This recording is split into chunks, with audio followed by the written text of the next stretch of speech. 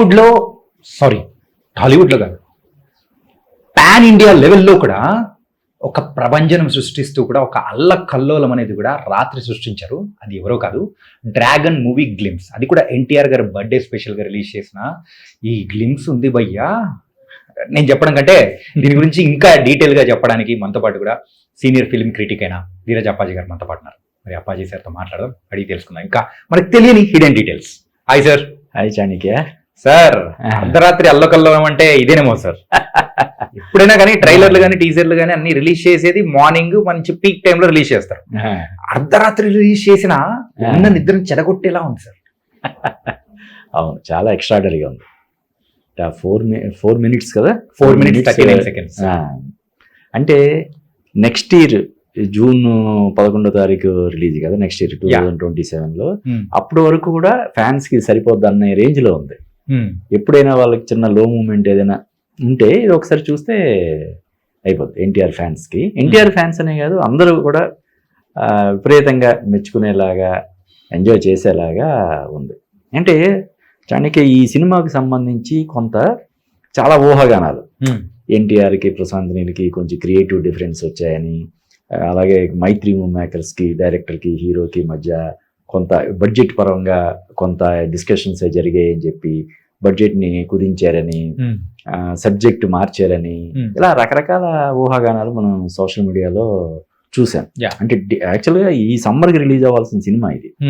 అది కాస్త next summer తర్వాత జూన్లో రిలీజ్ అవుతుంది. అంటే ఒక 1.5 year ఇంచుమించు లేట్, 1 year వేసుకో, 1 year లేట్గా వస్తుందంటే ఆటోమేటిక్గా ఇవన్నీ జరుగుతాయి కదా.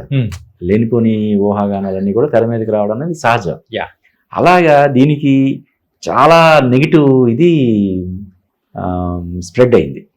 దాన్ని మొత్తం చెక్ పెట్టేలాగా, ఆ నెగిటివిటీకి మొత్తం ఒక్కసారి ఫుల్ స్టాప్ పెట్టేలాగా, చెక్ పెట్టేలాగా ఇది ఉంది. నిజానికి ఇది గ్లిమ్స్ అన్నారు కానీ ఒక టీజర్, ఒక ట్రైలర్ లాగా ఉంది కదా.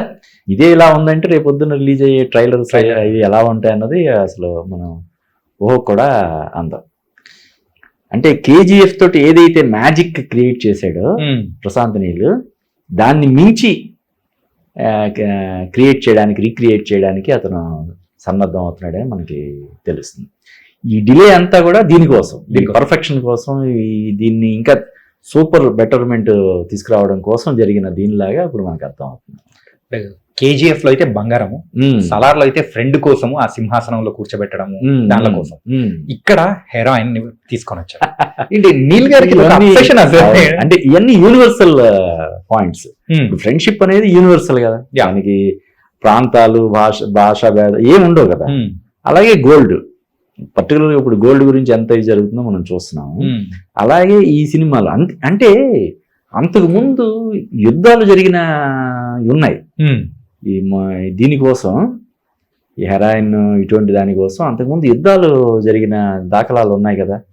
దాన్ని ఇప్పుడు బేస్ చేసుకొని అతను ఒక అద్భుతమైనటువంటి ఇది రాసుకొని ఇప్పుడు యాక్చువల్గా కథ ఏంటన్నది ఇందులో చెప్పేశాడు కదా.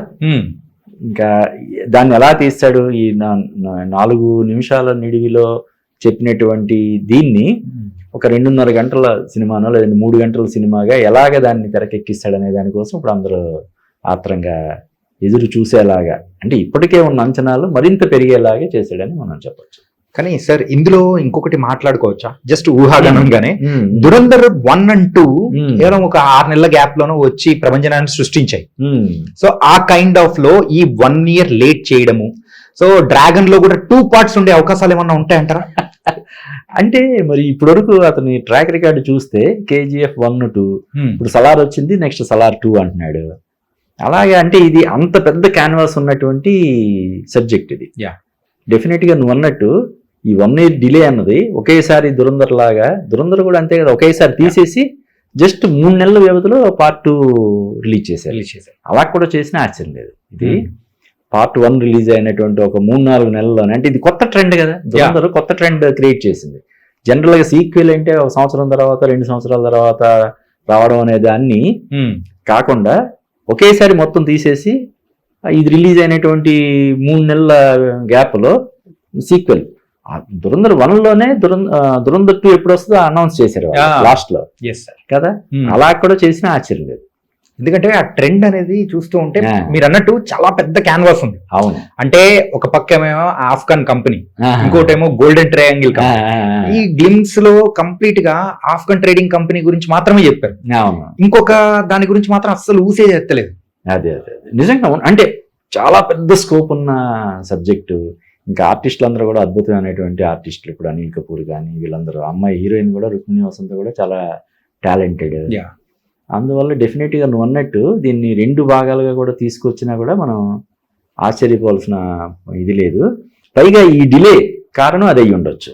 దీన్ని 2 భాగాలుగా తీసుకొస్తే బాగుంటుంది అని చెప్పి 2 ఒకసారి పూర్తి చేసి ముందేదో ఒకటి కంప్లీట్ చేసి, ఎందుకంటే ఇప్పుడు ఒక పార్ట్ అయిన తర్వాత రెండో పార్ట్ తీయడానికి చాలా టైం పట్టేస్తుంది. ఇప్పుడు కల్కి ఉంది, పెద్ద హిట్ అయింది. కల్కి 2 అంటే ఈ లోపల వేరే కమిట్మెంట్స్, దీనివల్ల డిలే అయిపోతుంది. ఇప్పుడు మనం యానిమల్ చూసాము రణబీర్ కపూర్ది, పార్ట్ 2 అన్నారు. అది ఎప్పుడు వస్తుందో ఏంటో తెలియని పరిస్థితి. ఒక పక్క ఏమో రణబీర్ కపూర్ రామాయణ్ 1, 2 అది రిలీజ్ అవ్వాలి. మనోడేమో ఇప్పుడు స్పిరిట్ తోటి బిజీ ఉన్నాడు. మళ్ళీ వీళ్ళిద్దరితో ఎప్పుడు సెట్ అవుతుంది ఏంటి, ఎంత గందరగోళం ఉంటది. కాబట్టి ఇప్పుడు దురంధర్ ఏదైతే ఒక పాత్ క్రియేట్ చేసిందో అందులో వెళ్ళి దీన్ని ఒకేసారి మొత్తం ఒక 4.5 గంటలు 5 గంటలు నిడివి సినిమా తీసేసి దాన్ని పార్ట్ 1 పార్ట్ 2 కింద తీయడం అనేది ఇంకా బెటర్. ఇప్పుడు ఈవెన్ ఎన్టీఆర్ దేవర 2 ఇప్పుడు అది ఉంటుందో లేదో అని కొన్ని రోజులు ఉంటుందని, కొన్ని రోజులు ఉండదని, అదని ఇది జరిగి ఇప్పుడు మొత్తం మీద కొట్టాల్సి వేరే సినిమా చేసుకుంటున్నాడు. ఎందుకంటే అతను కూడా సంవత్సరాల తరబడి ఒక సినిమా కోసం ఉండిపోలేడు కదా. సో నువ్వు అన్నట్టు అసలు చాలా మంచి ఇది ఇచ్చావు నువ్వు. ఉండొచ్చు డెఫినెట్ గా. అండ్ సార్ ఈ కంప్లీట్ గ్లిమ్స్ అనేది కూడా చూస్తే ప్రీవియస్ గా మనము ఎన్టీఆర్ గారిని చూసినట్టు కాకుండా కంప్లీట్ గా ఆయన ఒక డిఫరెంట్ ఎన్టీఆర్ గారిని మనందరికి చూపించబోతున్నారని అనుకోవచ్చా? అవునవును, డెఫినెట్ గా. అంటే ఇప్పుడు మామూలుగానే మాస్ ఎలివేషన్ లో ఎన్టీఆర్ ని మించిన వాళ్ళు ఎవరు ఉండరు. ఇది ఇప్పుడు ఆ బ్యాక్గ్రౌండ్ స్కోర్ కానీ, ఆ విజువల్స్ కానీ ఇవన్నీ చూస్తుంటే అసలు ఓర మాస్ అంటే ఒక పక్క క్లాస్ ఆడియన్స్ ని కనెక్ట్ చేస్తూనే మాస్ పల్స్ ని పూర్తిగా ఇది చేసి అతను ఎక్స్ప్లాయిట్ చేసి ఈ సినిమాని తెరకెక్కిస్తున్నాడు అని చెప్పి మనం అనుకోవచ్చు. అండ్ ప్రీవియస్ గా కొన్ని చేదు అనుభవాలు అయితే ఉన్నాయి కదా సార్. RRR తర్వాత ఒక ప్రాపర్ హిట్ లేదు అని చెప్పేసి చాలా మంది కూడా ఎన్టీఆర్ ఫ్యాన్స్ అనే వాళ్ళు కూడా బాధపడుతున్న సందర్భంలో, అదే అంటే దేవర హిట్ అనిపించుకున్నా కూడా అది ఏదో అంటే ఫుల్ మీల్స్ లాగా కాకుండా ప్లేట్ మీల్స్ లాగా అయిపోయింది. ఈ నేపథ్యంలో ఈ సినిమా గురించి అందరూ వెయిట్ చేస్తున్నారు. పైగా ఇప్పుడు 1 year తర్వాత 1 year గ్యాప్ అంటే నిజానికి ఫ్యాన్స్ అందరూ కూడా చాలా డేలా పడే పరిస్థితి. దీని ఏదైనా డివైడెడ్ టాక్ వచ్చుంటే, దీని మీద మిశ్రమ స్పందన లాగా వచ్చుంటే చాలా ఇదయ్యేది. కానీ ఇప్పుడు ఇది 1 year తర్వాత వచ్చినా కూడా పర్వాలేదు, ఇది మొత్తం రికార్డులన్నీ బ్రేక్ చేసేలాగా ఉంది అనే ఒక అంచనాలు ఉండేలాగా ఇది చేస్తుంది.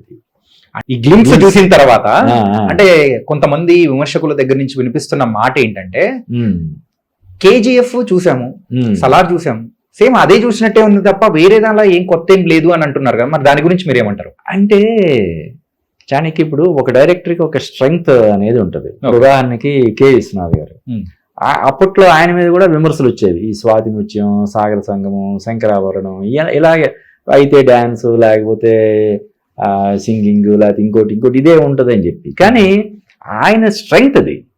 ఆ తరహా సినిమాలు అలా తీయడంలో అతను అందులో నిష్ణాతుడు. కాబట్టి తను ఏ సినిమాలను అయితే బలంగా తెరకెక్కించగలడో, అద్భుతంగా తెరకెక్కించగలడో ఆ సినిమాలు చేసి అద్భుతమైన విజయాలు సాధించాడు. ఈ ప్రశాంత్ నీళ్ళు ఈ తరహా సినిమాలు తీయడంలో ఎక్స్పర్ట్. ఓకే, ఇప్పుడు అనిల్ రావుపూడి చెప్తాడు, ఎంతసేపు కామెడీ సినిమాలు అవి చేస్తున్నాడని అంటున్నారని చెప్పి అతను కొంచెం పక్కకి వెళ్ళి సినిమాలు తీద్దామని ట్రై చేశాను నేను. కానీ నాకు ఎందులో అయితే నేను స్ట్రెంగ్త్ ఉందో నాకు అందులో చేయడం బెటర్ అని చెప్పి నేను కామెడీకే పరిమితం అయ్యి కామెడీ సినిమాలు చేసుకుంటున్నాను, హ్యాపీగా ఉందని చెప్పి అన్నాడు. అలాగా ఇప్పుడు ప్రశాంత్ నీలి తన స్ట్రెంగ్త్ అది, కాబట్టి ఆ సినిమాలు చేసుకుని తప్పే ఉంది. అంతే కదా. ఇప్పుడు మణిరత్నం తను తీసిన సినిమాలు లాంటివి తీస్తే దాన్ని తప్పుపట్టడానికి ఏముంటుంది మనం కదా. ఇంకోటి ఏంటంటే ఇప్పుడు అంటే అందులో KGF లో యష్, ఇందులో ప్రభాస్. ఎక్కడికక్కడ పైగా సినిమాకి మధ్య బోల్డ్ అంత గ్యాప్ కదా. కాబట్టి మనం పని కట్టుకునే కంపారిజన్ తీసుకొచ్చి ఏముందిలో ఆ తీస్తున్నాడు అని చెప్పి కొంతమంది మామూలు ఏదైనా చేస్తే చెయ్యొచ్చు, కానీ ఇందులో నథింగ్ రాంగ్ కదా. అంటే ఓవరాల్ గా ఈ గ్లిమ్స్ చూసిన తర్వాత మీకు సూపర్ గా నచ్చిన షాట్ కానీ పర్ఫెక్ట్ గా అనిపించింది అంటే పర్టికులర్ ఈ ఒకటని కాదు, అన్ని కూడా అలాగే ఉన్నాయి.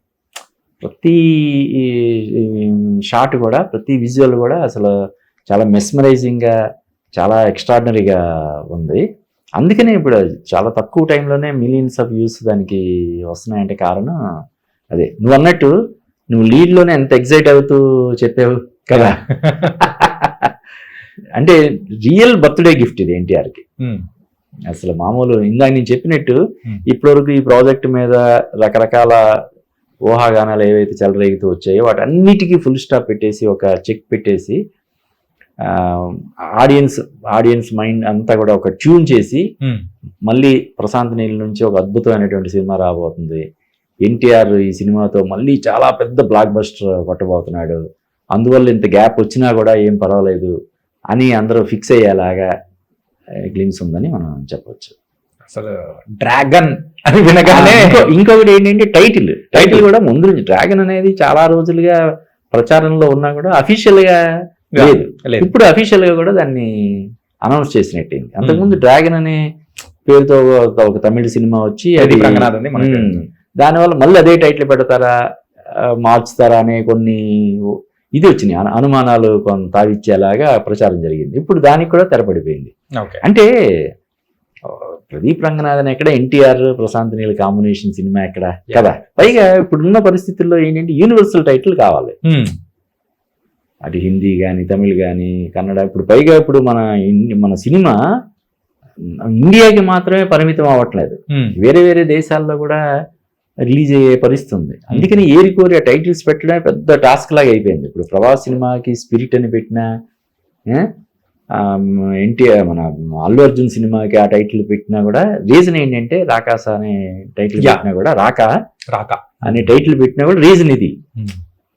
యూనివర్సల్ గా దానికి అప్పీల్ ఉండేలాగా టైటిల్స్ పెట్టాల్సినటువంటి ఇది ఉంది. పైగా ఇప్పుడు మనం చూసిన తర్వాత దీనికి డ్రాగన్ అనే టైటిల్ ఎంత యాక్ట్ అన్నది మనకు అర్థం అవుతుంది కదా. వేరే టైటిల్ ఇప్పుడు మనం కనీసం ఊహించలేము కదా.